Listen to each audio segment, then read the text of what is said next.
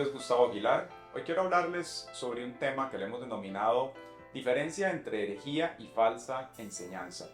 Hoy en día es muy común encontrar debates entre cristianos en los cuales se atacan los unos al otros con respecto a enseñanzas. Enseñanzas que tal vez unos las perciben de una manera y otros de otra. Y se atacan diciendo que uno es hereje o que el otro tiene una mala doctrina o que son personas que de pronto están afiliados a un movimiento, una tendencia que es anticristiana, entre otras cosas. Y esto no contribuye de ninguna manera a la unidad del cuerpo de Cristo. Esto no quiere decir que nosotros no estamos llamados a hacer una evaluación de la doctrina y de lo que se está enseñando, pero sí podemos ver una necesidad de fondo que es la que dentro del cuerpo de Cristo, entre creyentes, tenemos que usar la misericordia, la gracia y la verdad de Dios para poder evaluar qué es lo que se está enseñando en algún momento y también poder hacer una distinción muy importante entre lo que es una mala enseñanza, una herejía y un falso maestro. ¿Cómo podemos diferenciar entre herejía y mala enseñanza? Viendo a Pablo y su evaluación de la doctrina de los judaizantes, podemos comenzar a entender mejor la diferencia. Había algo fundamental en esa enseñanza que negaba, era mutuamente excluyente, podemos decir, con el Evangelio de la Gracia. Una mala doctrina se vuelve una herejía cuando debilita o cuestiona las doctrinas fundamentales del Evangelio. Temas como por ejemplo la salvación por gracia mediante la fe solo en Cristo, por las Escrituras y para la gloria de Dios, la deidad de Jesucristo, la centralidad de la palabra, etc. Entonces podemos ver claramente que hay una enseñanza imprecisa y también hay una mala enseñanza. Hablemos un poco de una enseñanza imprecisa. Teológicamente tal vez le va a faltar precisión, su aplicación fue inadecuada, de pronto la interpretación es deficiente en algún momento, ignora algo del contexto o dice cosas que tal vez el texto no del todo explica claramente o no aclara. Mas cuando hablamos de una herejía, una mala enseñanza, podemos ver que es algo incompatible con el Evangelio. Lo que estábamos hablando antes, donde se vienen a cuestionar temas como la resurrección de Jesucristo, o cuando se le vienen a decir a las personas que es prohibido casarse, se es permitivo en aspectos de pronto de índole sexual. De nuevo, cuando se debilitan o se niegan aspectos que son pilares básicos de las Escrituras. Preguntémonos por un momento por qué esto es peligroso. Bueno, y la razón es porque apartan a las personas de la salvación o vienen a lesionar la vida espiritual de la iglesia e inclusive vienen a inducir al error dentro de la congregación. El impacto entonces de una enseñanza imprecisa y una herejía es distinto. Un ejemplo, si tenemos diferencias de opinión en lo que se puede comer o no se puede comer, que es lo que nos habla Pablo en las epístolas, estas son enseñanzas que Pablo las evaluaba como incorrectas, pero él no estaba diciendo que las personas que estaban hablando de esto eran falsos maestros. Si esas personas hubieran dicho que para que alguien fuese salvo tenía que consumir ciertos alimentos, nos referimos a esto entonces sí como una herejía, porque está cuestionando un aspecto fundamental que es la salvación. Se pueden tener posiciones distintas entonces respecto a la música, respecto a la escatología, a los dones espirituales, pero eso no constituye una enseñanza como una herejía.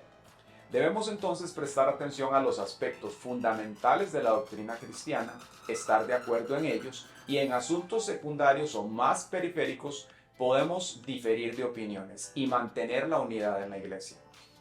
Hablemos un poco con respecto a las herejías y los falsos maestros entonces. No solo podemos encontrarnos con una enseñanza imprecisa, que es lo que hablábamos antes, o una herejía, también existen los falsos maestros. Por ejemplo, el apóstol Pedro escribió lo siguiente: también habrá entre ustedes falsos maestros que con disimulo introducirán herejías destructivas.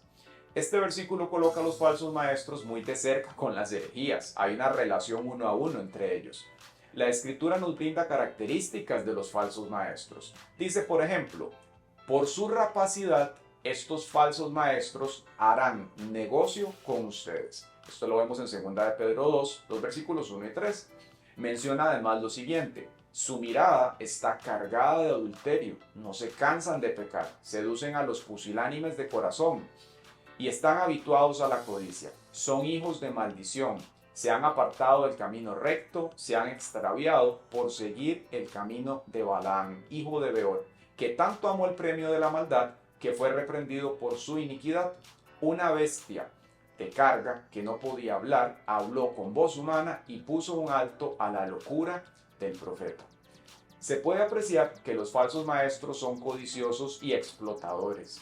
Hacen uso de las personas con palabras engañosas y engañan a las personas inestables o inmaduras. Podemos entonces hacer una aclaración importante. Enseñar algo que no es 100% exacto o preciso tal vez con las escrituras no necesariamente constituye una persona en un falso maestro o un hereje. Cualquiera puede estar equivocado en algún momento. Solamente por el hecho de que estamos creciendo espiritualmente y vamos de gloria en gloria, cada vez tenemos una noción más amplia de la palabra. Todos estamos aprendiendo y creciendo. Hoy sabemos cosas que hace un año tal vez no conocíamos muy bien o que no estábamos al tanto, pero hay que hacer una distinción. El discípulo sano no está tratando de aprovecharse de las debilidades de otros o de enriquecerse a expensas de otras personas. Esto no quiere decir que la difusión de una enseñanza bíblica imprecisa sea un asunto de poca importancia. Todo creyente debe tener la buena práctica de verificar lo que escucha acerca de las Escrituras. Una enseñanza imprecisa debe corregirse para mantener la sana doctrina de los apóstoles. Y esa es una de las razones de la importancia de la iglesia, donde nos apoyamos unos a otros para poder crecer. Entonces, ¿cómo identificamos un maestro sinceramente equivocado de un falso maestro? Podemos verlo en la Biblia en el ejemplo de Apolos. Nos dice que este era un hombre elocuente y poderoso en las Escrituras, siendo ferviente en espíritu, pero su doctrina era incompleta. Cuando Aquila y Priscila lo llevaron, dice la Escritura, aparte y le explicaron más exactamente el camino de Dios, inmediatamente él corrigió su mensaje. Y eso lo vemos en Hechos, capítulo 18, de los versículos 24 al 26. Esto demostró la sinceridad y la humildad que había en su corazón. Si colocamos la evidencia bíblica que hemos visto, podemos decir que las características claves de un falso maestro o hereje son: halaga a la gente para obtener ventajas, utiliza la codicia para explotar a las personas con palabras engañosas, es sensual, esto quiere decir bíblicamente carnal, psicológico, persuasivo, fuera de contacto con el espíritu. No se sujeta a los liderazgos, no está dispuesto a operar bajo la autoridad de Dios. Causa divisiones, eso es lo que hacen las herejías. No tiene el espíritu, aunque hable supuestamente de parte de Dios, anda según sus propios deseos impíos. Ahora bien, ¿cuál es la actitud entonces de un verdadero maestro bíblico? El verdadero maestro enseña para iluminar y edificar la iglesia. Y esto no quiere decir que esta persona sea perfecta, pero sí su enseñanza se puede trazar en las Escrituras y tiene un espíritu enseñable. Es una persona que está dispuesta a ser en algún momento corregida y entiende que está creciendo. Como conclusiones entonces podemos ver que, por tanto, nosotros no podemos apresurarnos a juzgar a una persona como un falso maestro o hereje. Primero se deben evaluar sus motivaciones y su testimonio, su situación actual, ver en dónde se encuentra esa persona, qué es lo que está enseñando, cuál es su afiliación doctrinal, etc.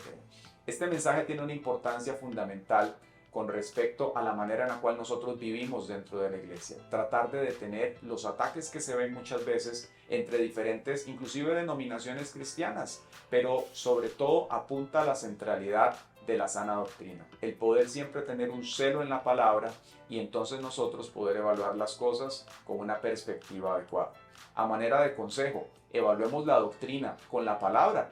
Oremos por nuestros líderes. Si lo que se enseña no es consecuente con la escritura, ora y pídele a Dios sabiduría para ver qué debes hacer. Si de pronto tienes que hablar con esta persona, como lo hicieron Aquila y Priscila con Apolos, o simplemente permitir que el Espíritu Santo obre en esa persona. Ha sido un gusto compartir con ustedes. Que el Señor les bendiga y oremos por la unidad del cuerpo de Cristo y la diseminación del Evangelio. Hasta pronto.